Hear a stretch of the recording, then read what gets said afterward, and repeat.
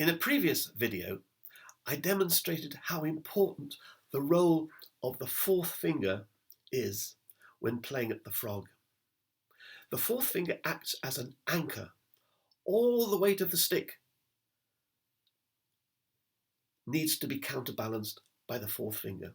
I can take the other fingers off like that, but if I take the fourth finger off, the bow tips up.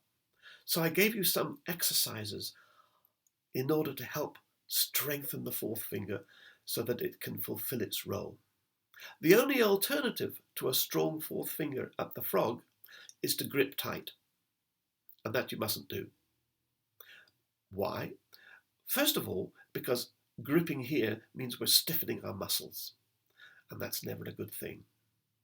But also, it has an effect on the sound because the particles of wood within the stick need to be able to vibrate freely.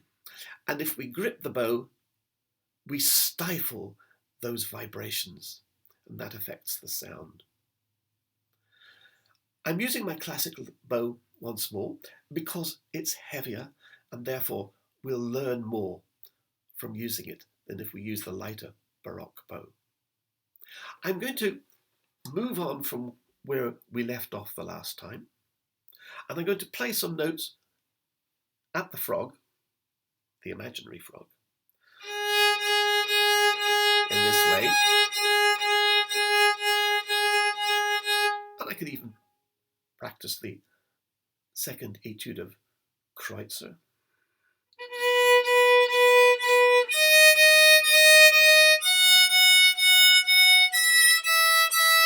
Perhaps using 4 bows for every note, as I did then.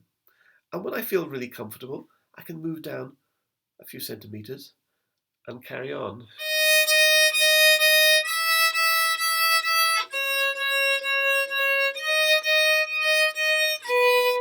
And I'll move down again. This time, I'm going to go right down to the tip of the bow, where the full weight of the bow is counterbalanced by the fourth finger. And I'm going to play on.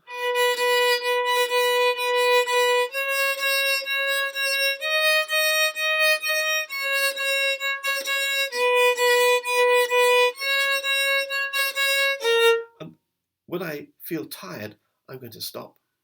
And then I'm going to turn the bow round, and I'm going to hold it in its normal position, and it's going to feel so light.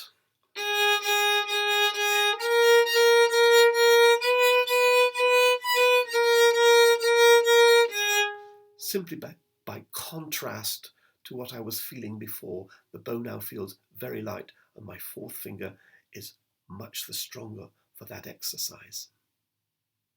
Now, if you find it difficult to actually get to the frog, which some people do, I'm going to hold the bow, maybe a foot or so, up the stick. And this time, instead of playing at the imaginary frog, I'm going to play at the real frog up here. So I'm playing between the real frog and my hand. And I can play the second etude of Kreutzer again. It won't sound wonderful, but it'll help liberate this part of the arm.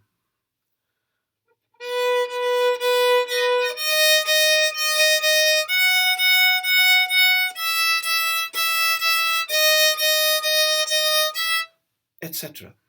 And again, once I get tired, I stop and I move the hand back to its normal place, and now it feels just so comfortable to play at the frog. So I hope you find those exercises helpful in feeling comfortable at the frog, which, with the Baroque bow especially, is one of the most important places along the bow. It's where the sound is at its optimum. Enjoy practicing.